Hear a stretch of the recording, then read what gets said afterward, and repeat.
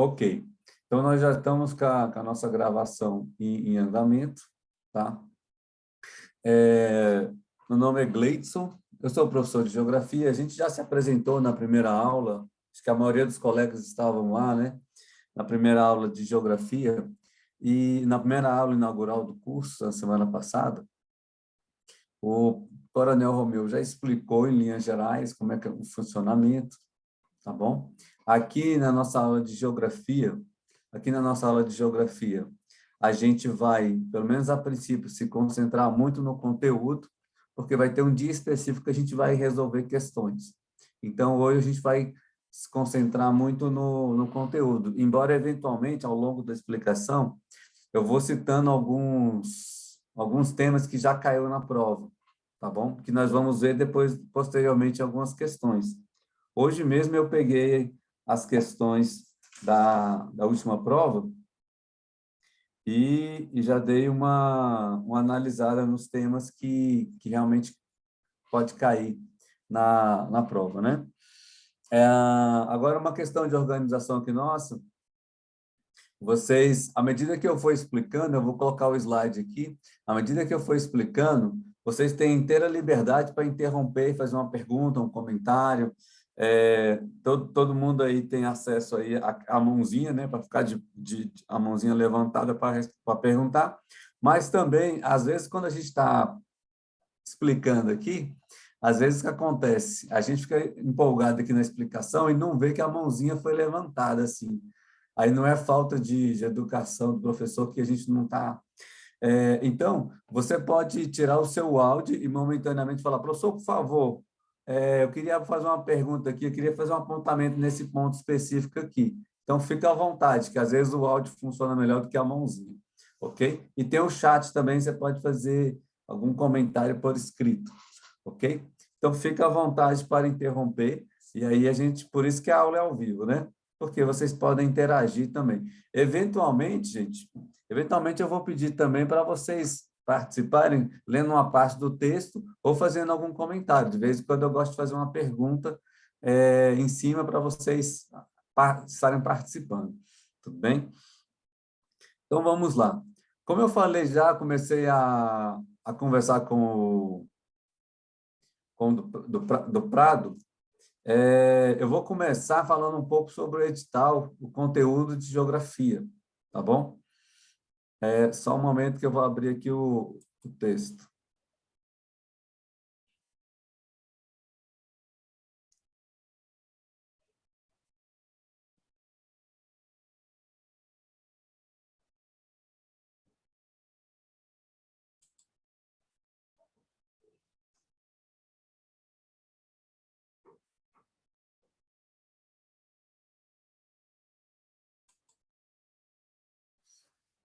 Vocês estão vendo aí?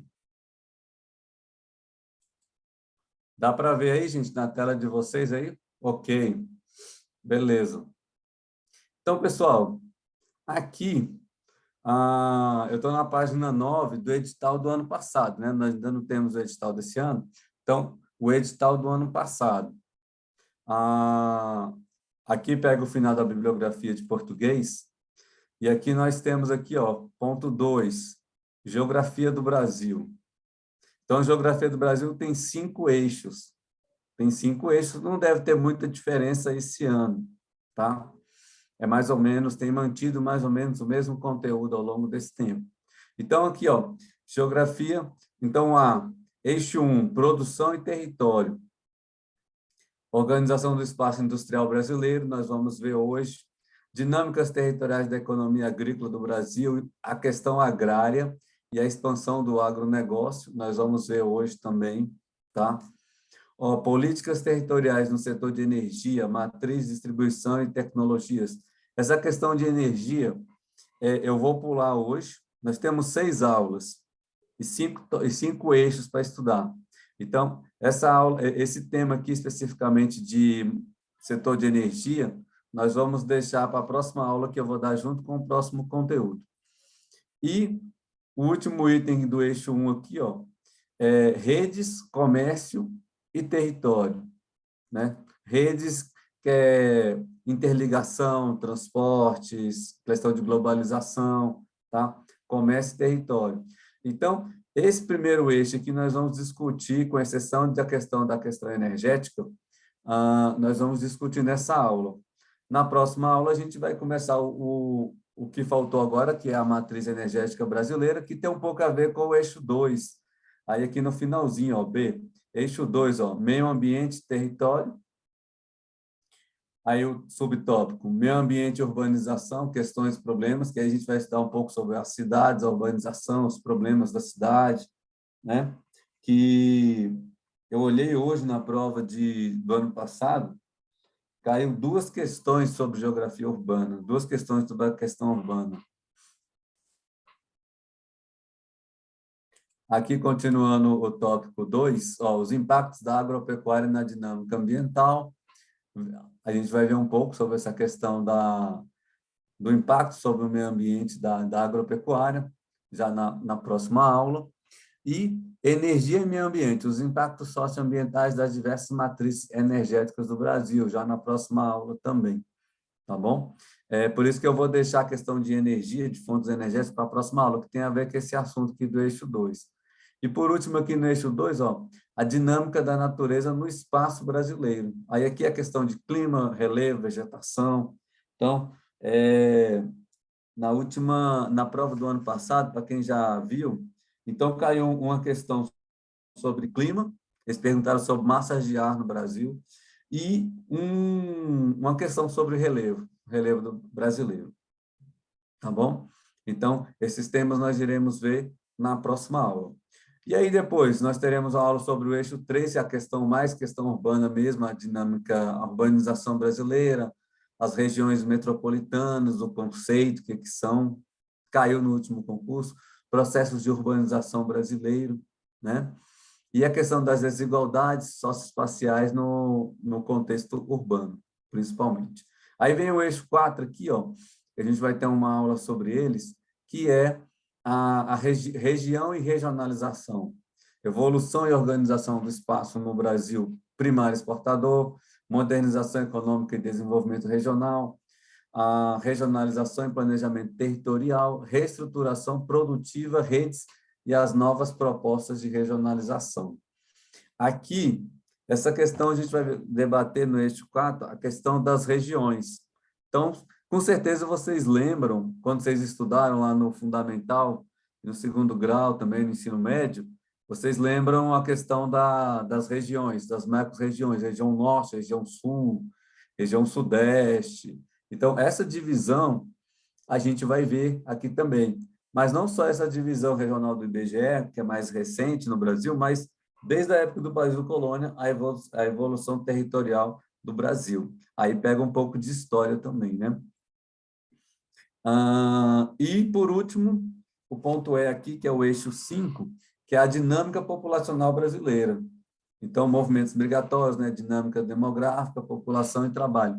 Então, aqui, a questão demográfica, nós vamos ver também, e fala sobre a estrutura da população, o envelhecimento da população, que é um fator evidente hoje, os movimentos migratórios, tanto de saída como de chegada no Brasil, internamente também, as migrações entre as regiões, tá? Caiu uma questão dessa na última prova também. A questão da população e trabalho, que é a questão da população nos setores da economia, né? Questão de desemprego e outras questões mais. Então, gente, se vocês notarem aqui, praticamente tudo que envolve geografia do Brasil cai no concurso, né? Praticamente todo o conteúdo de geografia do Brasil, que vocês veem ao longo do tempo aí, na primeiro e segundo grau antigo, né? Fundamental e ensino médio. Como eu comecei a falar com o do Prado, então tem a biografia indicada, é a biografia do concurso, porque, e mais de uma vez, inclusive, eles colocam até um trecho, eles pegam um trecho de um desses livros e colocam lá como enunciado da questão. Então, aqui você tem a bibliografia. A Lígia Terra, que é esse livro da Lígia Terra, que eu estou até com ele aqui, da Lígia Terra. conexões, né? Conexões, estudos de geografia geral e do Brasil, tá? E aí tomar cuidado, porque aqui ele coloca o livro que é esses livros geralmente têm volume único e os volumes separados, 1, 2, 3, porque é do ensino médio, primeiro ano, segundo ano, terceiro ano. Por exemplo, esse aqui, ó, esse aqui é o 3. Esse aqui é o 3. Então, tomar cuidado, às vezes você pega um e fala, não, não tem o conteúdo todo aqui. É porque é o livro fracionado. Então, aqui, eles colocam aqui o volume único. Se for o livro fracionado, aí vai ter o conteúdo em cada uma das unidades desse livro, o 1, 2 e o 3. Mesma coisa com os outros. Eu estou aqui com o último livro aqui, que é o do Demétrio Magnoli, Geografia para o Ensino Médio. Você tem esse aqui, sim, esse aqui é mais grosso, ó. Esse aqui é o volume único, lá do Demétrio. E o Eustáquio Sene? O Eustáquio Sene, gente, eu acho que é o mais cobrado. Eu acho que é das provas que eu vejo assim, a citação, o Eustáquio Sene, eu acho que é o mais comum, tá? Então, você tem o Eustáquio Sene e do Moreira. 3 indicações básicas para a prova, ok? Mas, como eu já falei para o do Prado, vocês têm muitos livros de referência no ensino médio hoje. Então, às vezes, você tem um primo, às vezes, você tem um sobrinho que está fazendo ensino médio. Então, às vezes, na biblioteca da escola dele tem. Então, você tenta conseguir por ele esses livros, se você tiver acesso, é muito bom, ok? Agora, em termos de estudar, nesses próprios livros tem muitas questões de Enem resolvidas, de Enem, de vestibulares, que vão te ajudar você a treinar também, além das questões do próprio concurso, as questões anteriores, né? Tá bom?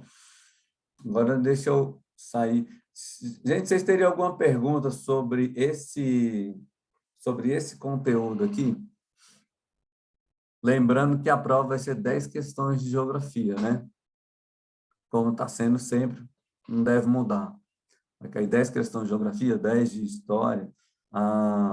Fiquem à vontade aí para perguntar. Eu vou dar um stop aqui nesse share. Vou voltar aqui. Vocês estão com tempo, vocês estão começando a estudar agora, então é porque vocês sabem da importância de se preparar com antecedência. Então, dá tempo de ler com calma, tá? Dá tempo de ler com calma. Esses livros, eles têm muitos assuntos que não diz respeito ao concurso, mas porque eles tratam tanto da geografia geral quanto da geografia do Brasil. Então, se concentra mais no que fala na geografia do Brasil. E, adicionalmente, também, você consegue pela internet muitos dados atualizados, tá? Muitos dados atualizados. Agora eu vou fazer mais uma abertura aqui com vocês, só um momento.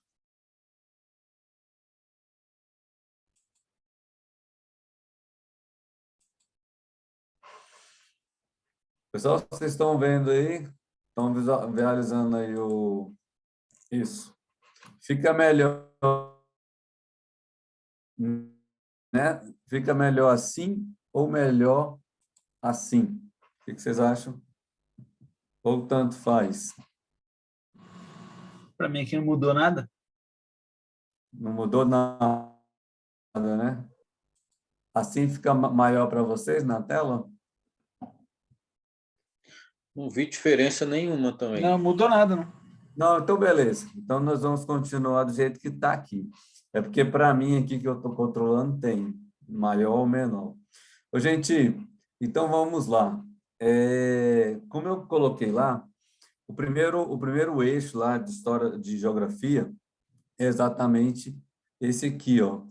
A produção e território, a organização do espaço industrial brasileiro, né? As dinâmicas da economia agrícola, a expansão do agronegócio. Hoje fala muito de agronegócio, né? Fala muito da agricultura que está em ascensão e a indústria está em retrocesso no Brasil. A gente vai ver isso realmente no PIB brasileiro. A indústria já esteve muito mais presente, hoje está reduzido, e o agronegócio, a agricultura, a agropecuária em geral, tende a expandir. Então, esse tema é muito importante. Políticas territoriais do setor de energia, a gente, como eu já falei, nós vamos ver só na próxima aula. E redes, comércio e território, que é o comércio, redes de transportes, tá? Que nós vamos abordar nesta aula agora. Lembrando também, queridos, que por volta de 8h20, 8h30, nós vamos fazer uma pausa de 10 minutos. Tá bom?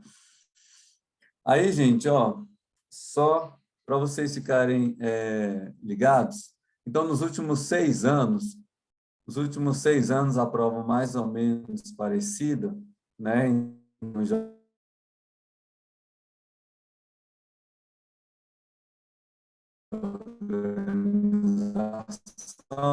pelo menos uma questão sobre indústria às vezes cai.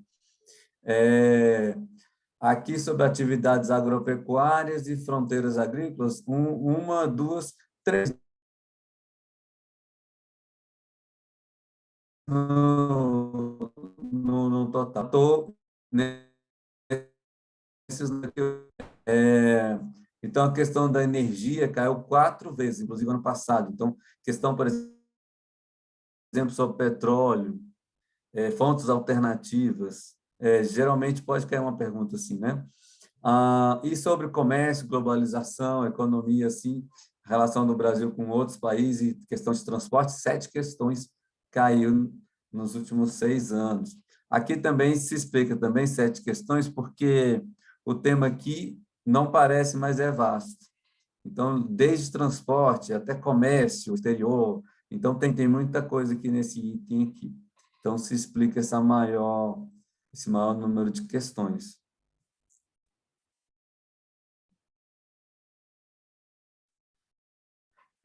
Então, vamos começar aqui. Veja bem, gente, sobre a questão industrial no Brasil. Todos nós sabemos que o Brasil é um país, é um dos mais industrializados do mundo, né? Ok? A nossa indústria, aí eu vou fazer uma pequena revisão histórica aqui. O Brasil, na época colonial, não tinha praticamente nenhuma atividade industrial relevante, até por causa das regras do Pacto Colonial, né? A indústria era essencialmente para o consumo interno e era muito fraca, era indústria de calçados, fiação, vasilhames, itens básicos, muito básicos e uma coisa praticamente artesanal, né? E a coisa piorou quando chegou em 1785. Portugal proibiu fábricas na colônia para não concorrer com os produtos ingleses vendidos no Brasil, vendidos no Brasil. Então, praticamente, durante a colônia, o Brasil ficou de pés e mãos amarrados com relação à indústria. Isso aí é ao contrário dos Estados Unidos. Os Estados Unidos, mesmo na época colonial, o pacto colonial dos Estados Unidos com a Inglaterra não era tão, digamos assim, arrochado. Então, eles conseguiram já desenvolver uma certa manufatura mesmo na época da colônia, não foi o caso do Brasil, né?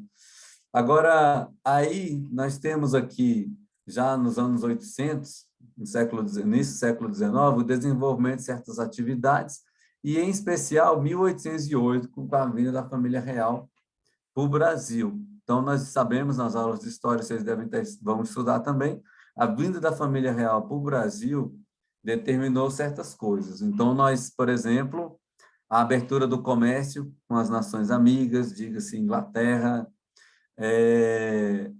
a permissão de manufaturas.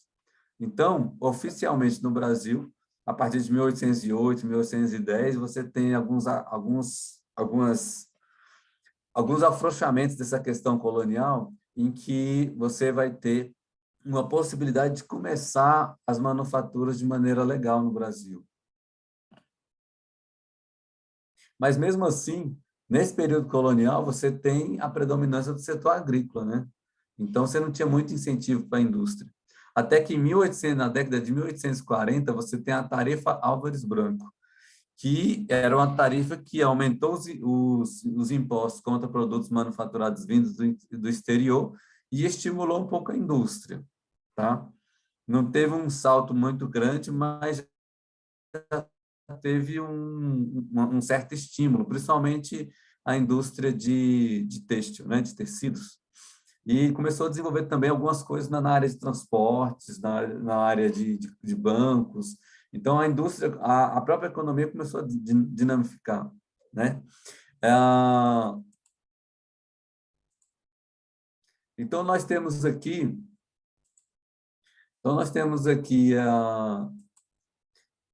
a implantação da rede ferroviária já na década no século XIX, tá, no território nacional, mas essencialmente em São Paulo, Rio de Janeiro, tá bom? Essencialmente nessa região.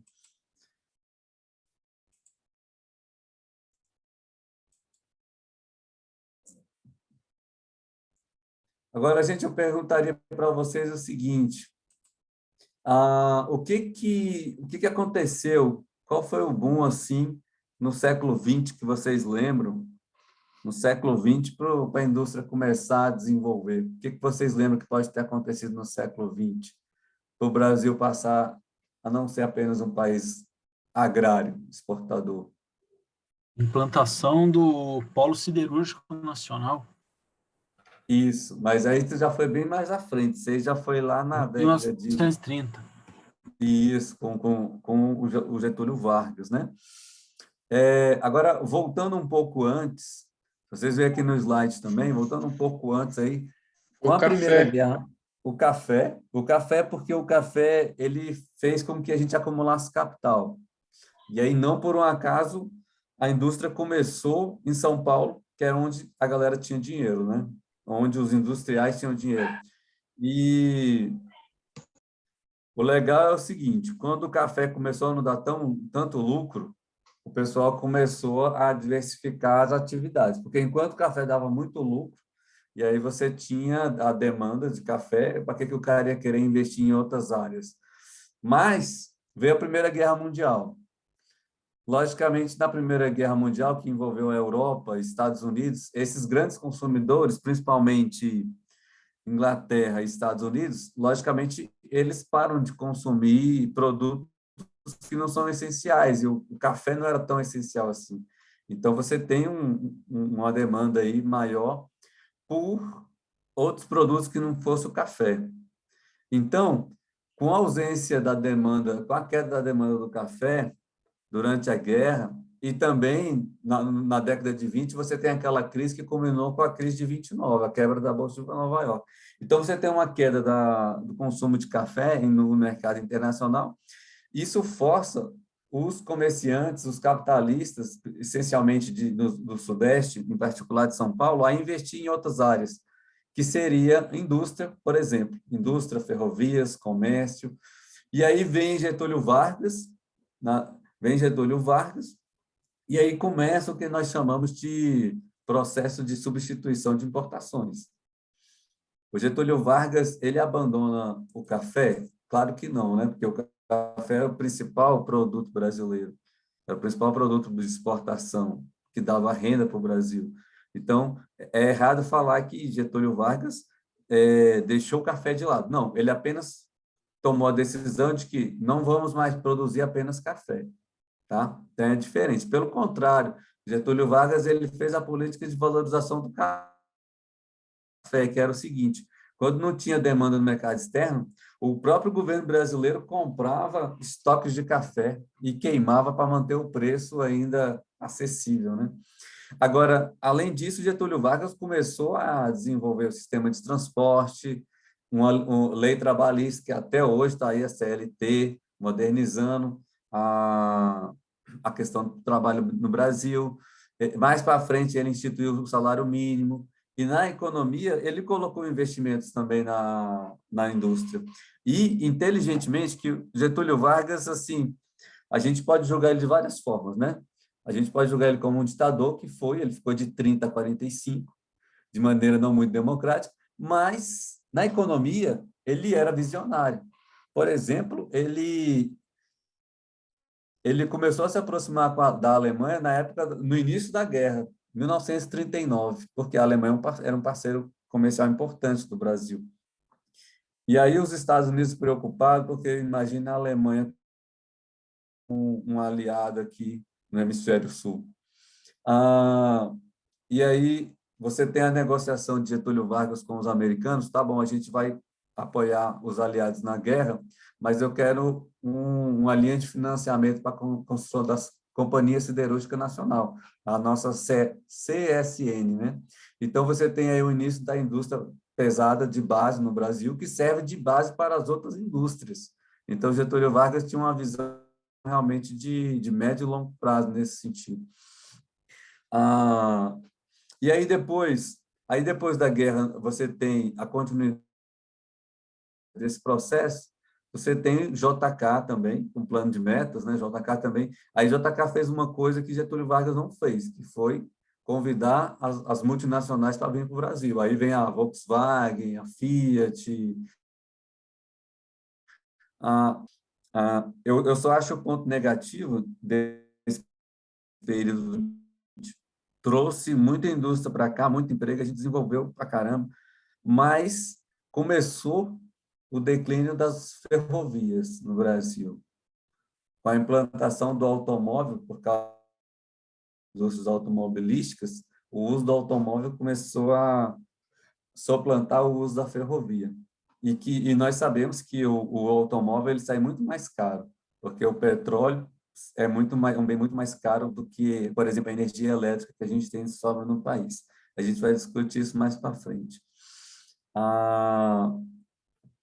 Pessoal, então, mais depois, então, nesse breve histórico que a gente fez aí também da indústria, a gente tem aí os anos 60 para os anos 70, a gente tem o governo militar, o regime militar. O regime militar, ele continuou, de certa forma, esse processo de industrialização. O regime militar, ao contrário do JK, ele fez muito investimento com capital nacional. Então, nós temos aí, na época da Itaipu, nós temos aí a Transamazônica, muitas obras de abertura de rodovias e também muito de incentivo de indústrias nacionais.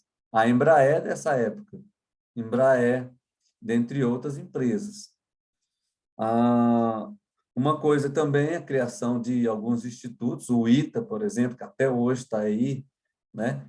Você não pode dissociar o ITA da Embraer, porque uma fazia a produção do conhecimento e a outra fazia a produção na prática.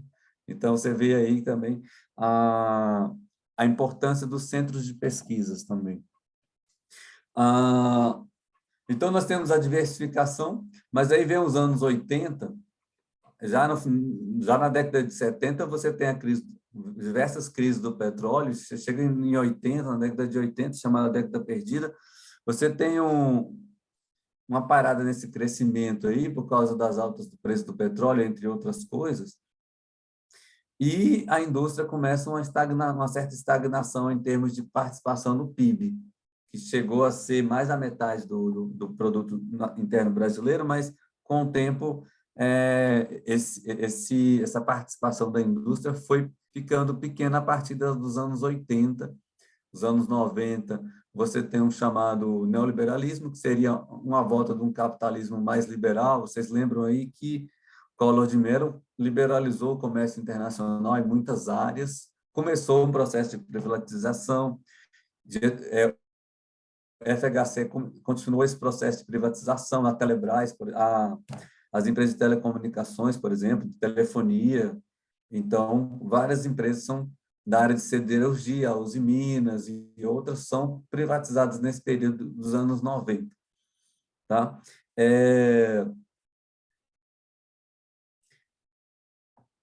E aí, você tem também, nos anos 80, anos 90, a chamada terceira revolução industrial, que inclui também a área de informática, de robótica, que o Brasil também ficou um pouco para trás aí. Então, você tem uma certa defasagem dessa parte aí, porque A época do JK e do Getúlio Vargas era a época do desenvolvimentismo, ainda estava na segunda Revolução Industrial, tá? Que era muito daquela questão da clássica indústria grande, com uma produção em larga escala, mas a terceira Revolução Industrial, esse período aí mais recente, você já tem uma diminuição da força bruta da fábrica e a invenção, a automatização cada vez maior. E nessa o Brasil ficou um pouco para trás, com algumas exceções, né? Tá? E aí nós temos o processo que nós estamos chamando de desindustrialização nos últimos anos. Então, você tem aí, ó, a participação da indústria no produto interno bruto vem caindo a cada ano. No fim da década de 80, a indústria respondia por 46% do PIB. Na década de 70 era mais de 50%. Na década de 90 caiu em torno de 25%, e em 2015 está em torno de 22,7%. Hoje está em torno disso aí, de 20% a 22%, né? A participação da indústria no PIB nacional. E aí um dado aqui, ó, das 27 unidades da federação, em 23 houve queda da participação na geração de riqueza entre 2010 e 2013 na indústria. 2010 e 2013 aí. A perda de competitividade da indústria nacional explica boa parte da forte retração do setor no PIB.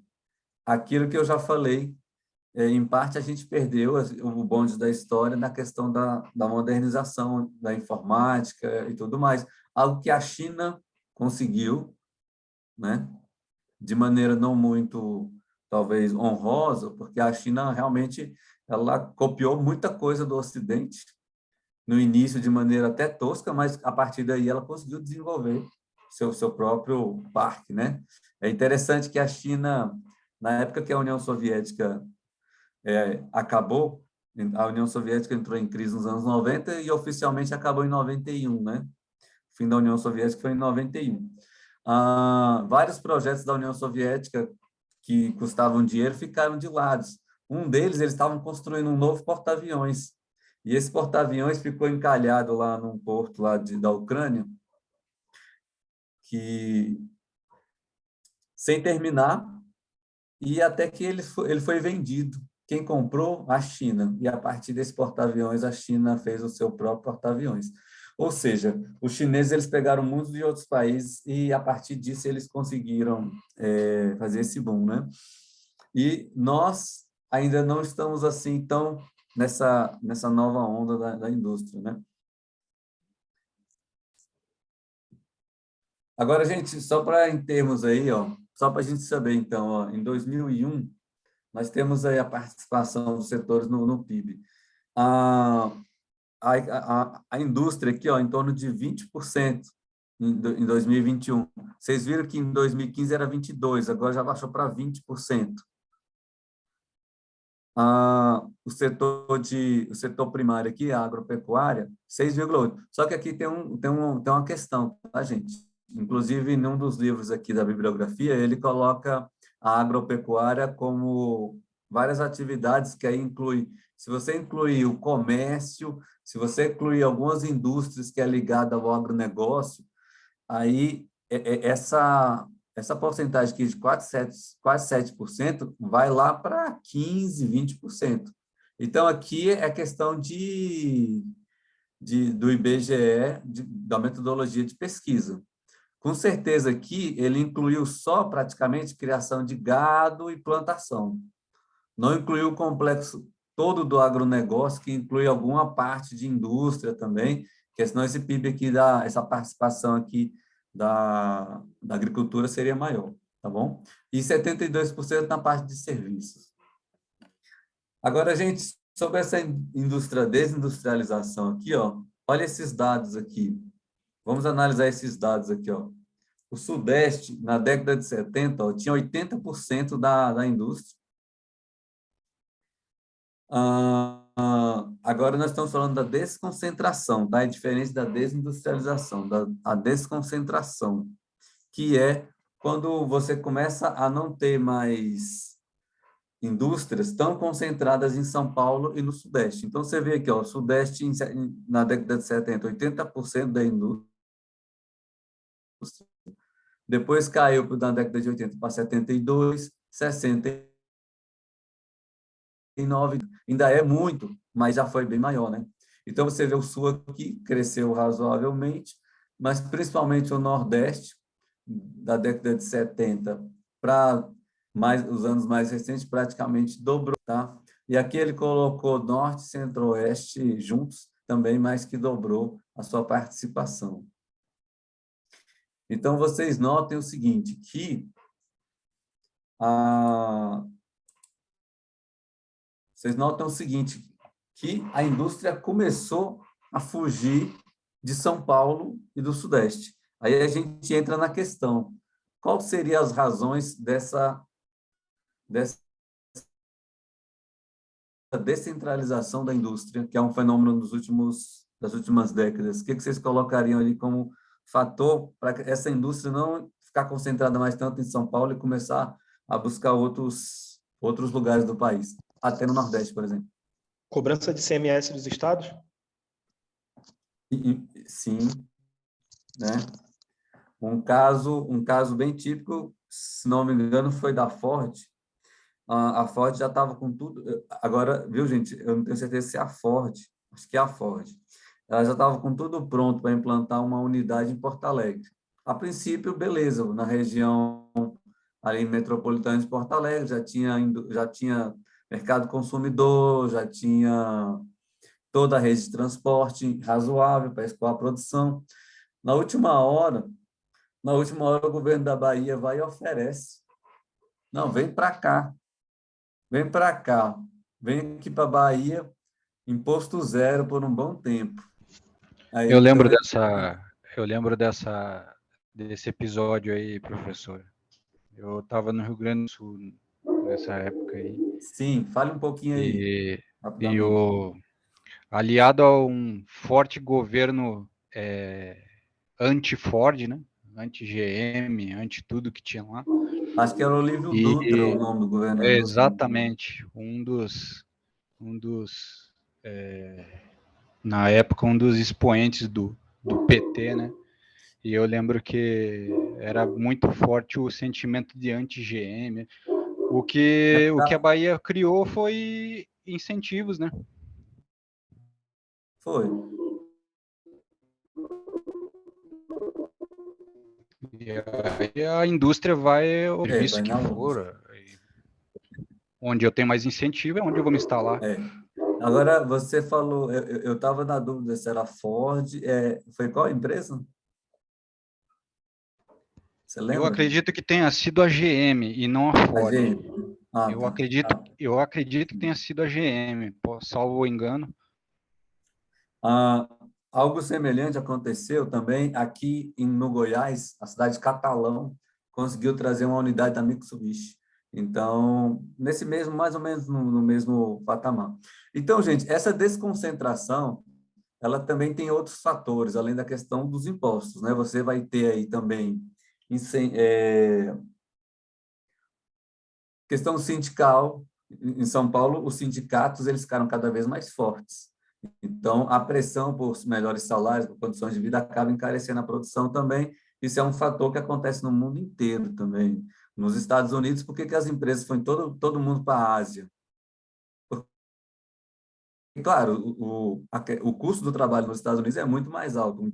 O empregado americano ele ganha muito mais, tem muito mais direito, porque se você for instalar a mesma unidade na China, em Taiwan, né? Isso na década de 80. Então, outros fatores também, o custo do terreno, né? O custo do terreno, imagina um custo do terreno em São Paulo e um custo do terreno no interior do Ceará, então bem menos.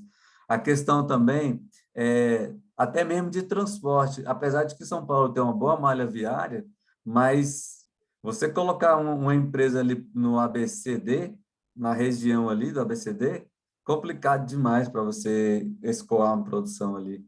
Então, você tem outros meios mais rápidos. Você tem muitos portos no litoral. Antigamente você só tinha Santos, Paranaguá, no Paraná, agora você tem Salvador, Itaqui e no Maranhão, o Porto de Fortaleza, são portos que têm uma certa qualidade também e também poderia escoar esses produtos também. Então, você tem vários fatores aí, ok? O que eu acho positivo? A questão de você descentralizar a indústria e mandar desenvolvimento para outras regiões, né? O ponto negativo, um dos pontos negativos talvez seria esse, a diminuição de uma arrecadação. Aí a gente pode discutir até que ponto isso é viável ou não, tem prós e contras, mas, de uma forma geral, é o fenômeno que a gente tem que entender e isso pode ser perguntado para vocês, tá bom? Continuando aqui,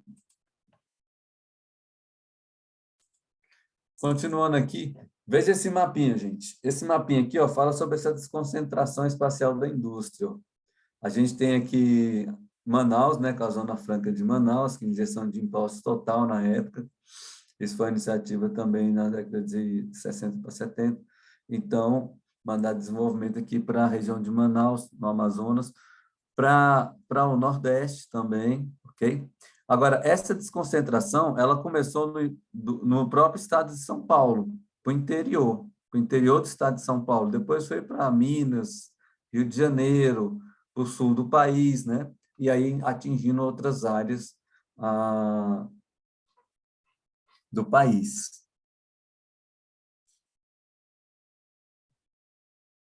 Agora, esse mapinha aí tá num dos livros da bibliografia, né? Então, ele mostra a distribuição das principais indústrias pelo país. A gente ainda tem uma concentração aqui na região sudeste, logicamente, grande centro aqui, né? São Paulo, praticamente, Minas, pedaço de Minas, Rio de Janeiro, Espírito Santo, aqui mais para a região sul, mas você vê que existem outras iniciativas aqui também no Nordeste e aqui por volta de Manaus. Aqui ele vai colocar alguns tipos de indústria, tá bom? Alguns tipos de indústria, de acordo com cada região aí. Então, eu indico para vocês darem uma olhada nesses mapas, tá? Às vezes a gente aprende muito observando os mapas. Então, dá uma olhada nos mapas, principalmente o que cada região tem de indústria assim, específica. Onde é que está mais a indústria automobilística, onde é que está mais a indústria de informática, por exemplo. Aí aqui ele vai falar um pouco sobre isso também, esse mapa. Tá bom? Que não dá tempo da gente discutir tudo aqui. Aí a gente acaba um pouco esse assunto da indústria, nessa abordagem geral da indústria. Eu só queria ressaltar alguns setores da indústria no Brasil. Nós temos a automobilística, tá? Nós temos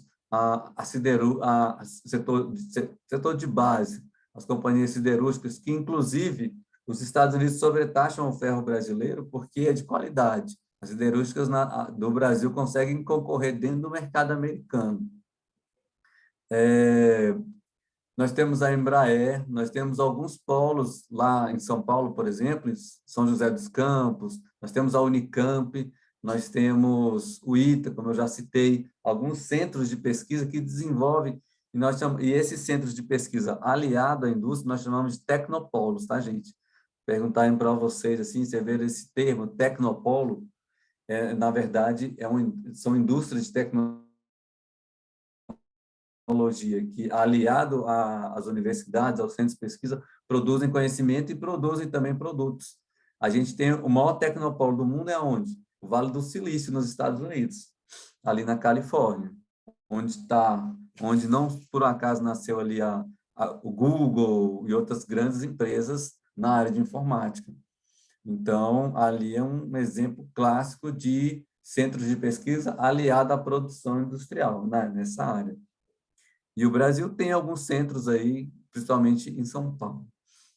Mas tem outros lugares de menor intensidade, mas também tem, tá? De menor intensidade, mas também tem. Pessoal, sobre a indústria aqui, vocês teriam alguma coisa a colocar? Em linhas gerais, é isso aí, ok? O mais importante vocês saberem é o seguinte, que a indústria nacional não se concentra no Sudeste, mas a maior parte da indústria ainda é no Sudeste, mas já foi, como a gente viu aí, passou de 80% para uns 58% ou 55%, ainda é grande parte, mas diminuiu muito, e a tendência é diminuir mais ainda, né? Tá? Agora, agora a gente começa a falar sobre a questão agrária no Brasil.